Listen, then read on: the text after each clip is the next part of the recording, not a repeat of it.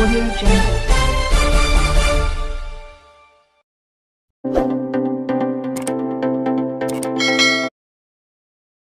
రుద్దుటూరు నియోజకవర్గ ప్రజలందరికీ మీ సోదరుడు రాచమల్లు హృదయపూర్వకంగా నమస్కరిస్తూ, ప్రజలారా, 2024 ఎన్నికల కంటే ముందు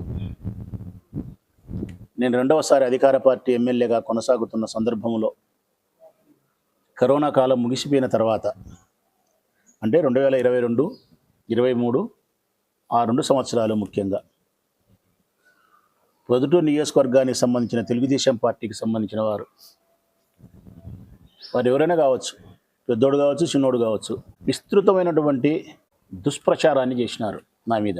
అది నాకు దుష్ప్రచారము, వారికి రాజకీయ ప్రయోజన ప్రచారం. అది దుష్ప్రచారమా కాదా అన్నది ప్రజలే నిర్ణయించుకుంటారు.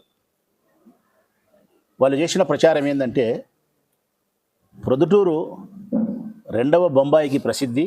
అటువంటి ప్రొద్దుటూరును అసాంఘికమైన కార్యకలాపాలకు అడ్డా చేసింది వైఎస్ఆర్ కాంగ్రెస్ పార్టీ నాయకత్వంలో రాచమల్లు శివప్రసాద్ రెడ్డి అనే ఎమ్మెల్యే. మట్కా, గుట్కా, మంగతై, క్రికెట్టు, జూదము, క్లబ్బులు, అక్రమ రవాణా బియ్యము,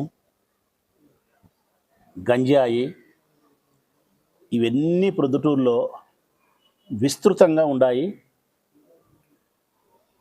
ఇట్లా తయారయ్యేదానికి కారణం ఆనాటి ఎమ్మెల్యే అయిన నేనే అని చెప్పి నా మీద దుష్ప్రచారం చేసినారు.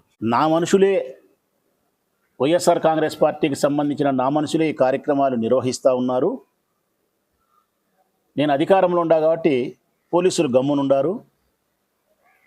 వీళ్ళ ద్వారా నేను డబ్బు సంపాదించుకున్నాను, అసాంఘిక కార్యకలాపాల ద్వారా నేను డబ్బు సంపాదించుకున్నాను. అట్లా సంపాదించిన డబ్బుతోనే నేను దాన ధర్మాలు చేసినాను, ఈ ప్యాలెస్ కట్టినానని చెప్పి విస్తృతమైన దుష్ప్రచారం చేసినారు, నా గౌరవానికి భంగం కలిగిస్తూ.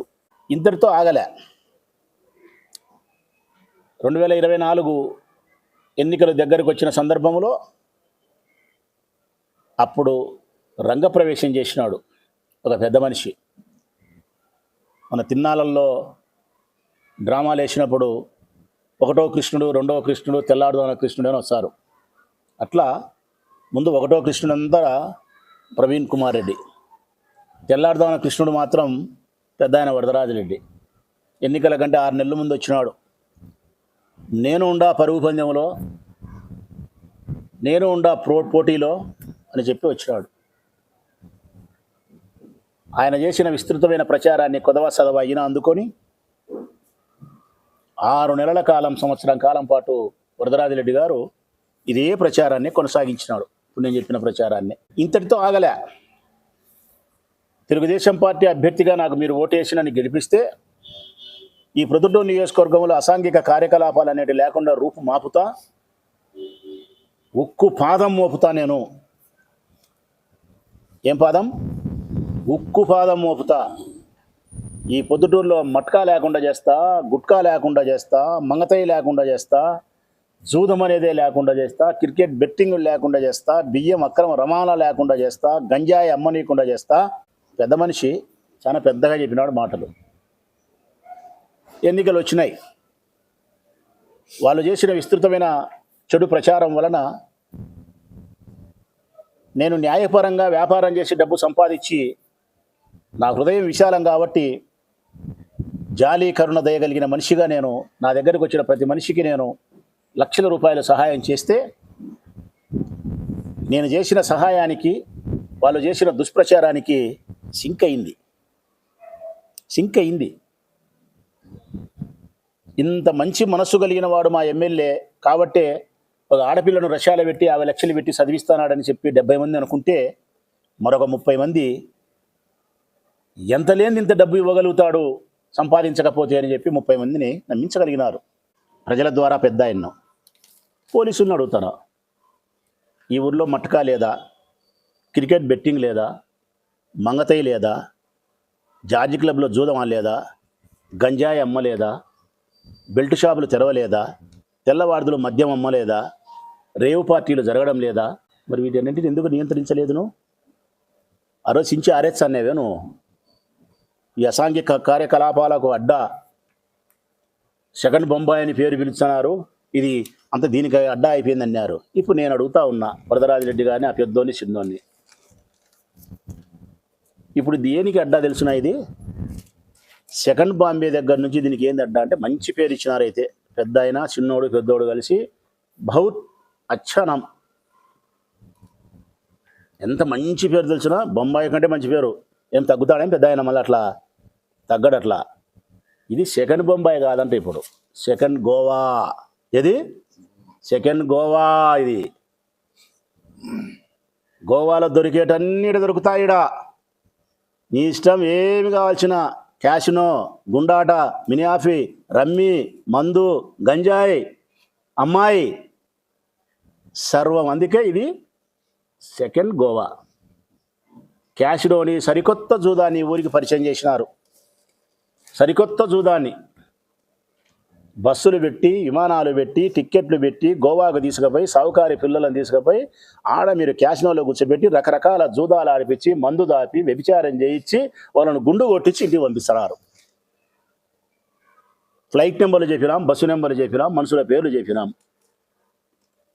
ఏం పెద్ద అయినా క్యాషినో లేదంటావా గోవా? ఇది సెకండ్ గోవా కాదంటావా?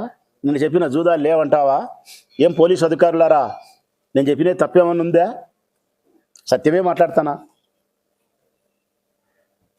ఇప్పటికే భూములు ఆక్రమించే దాంట్లోనూ, భూములను, మంచి భూములను చెరువు భూములుగా ఆర్డీఓలు చెప్పి ఆపించి 5 కోట్లు 6 కోట్లు లంచం కొండారెడ్డి తీసుకోవడంలోనూ, ఇప్పుడు మళ్ళా భూముల ఆక్రమణకు అది ఒక పక్క జరుగుతుంది. అది రేపమన్నాడు ప్రెస్ మీట్ పెడతా. 100 కోట్ల భూమిని ఆక్రమించడానికి, ప్రభుత్వానికి సంబంధించిన 100 కోట్ల భూమిని తన సొంతం చేసుకునేదానికి కొండారెడ్డి రణీనులు, లక్ష్మీపేటకు సంబంధించిన, లక్ష్మీపేట అంటారు, చౌటపల్లికి సంబంధించిన వాళ్ళు, దొరసమానపల్లికి సంబంధించిన వాళ్ళు కలిసి ఊకుమ్మడిగా వెంకటేశ్వర స్వామి దేవాలయం దగ్గర 100 కోట్ల భూమిని స్వాహా చేయడానికి రంగం సిద్ధం చేస్తున్నారు. ప్రభుత్వ భూమిని అడ్డుకుంటాం.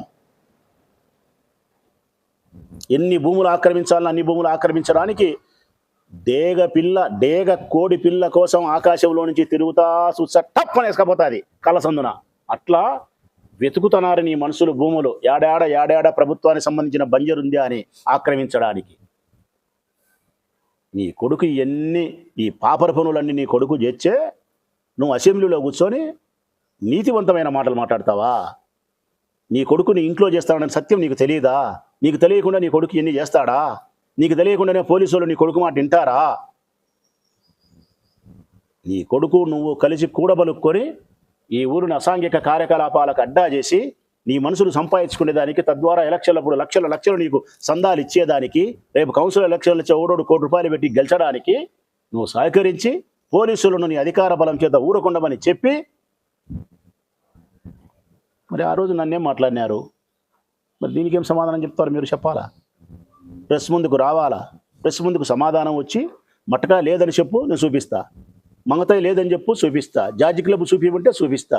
బెల్ట్ షాపు లేదంటే చూపిస్తా. మద్యం తెల్లవార్దు లేదంటే అన్ని నువ్వు లేదని చెప్పితే ప్రెస్ ముందుకు వచ్చి రోజుకోటి ఎవిడెన్స్ చూపిస్తా. ఎవిడెన్స్ చూపించకపోతే థూ అని ఎంగిలి ముయ్యండి.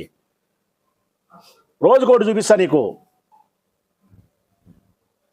ఇది ప్రజలారా, మన ప్రొద్దుటూరు నియోజకవర్గంలో అధికార పార్టీ ఎమ్మెల్యే వారి మనుషులు గతంలో చేసిన దుష్ప్రచారము, దాని తాలూకు ఈరోజు ప్రొద్దుటూరులో జరుగుతున్న అసాంఘిక కార్యకలాపాల పర్యవేక్షణాలు, ఈ ఊరు ప్రజలు ఎంత నాశనం అవుతాండేది, వీళ్ళ వలన పోలీసులు నిమ్మకుండా మిన్నుకుండిపోవడము, ఇది అంతా.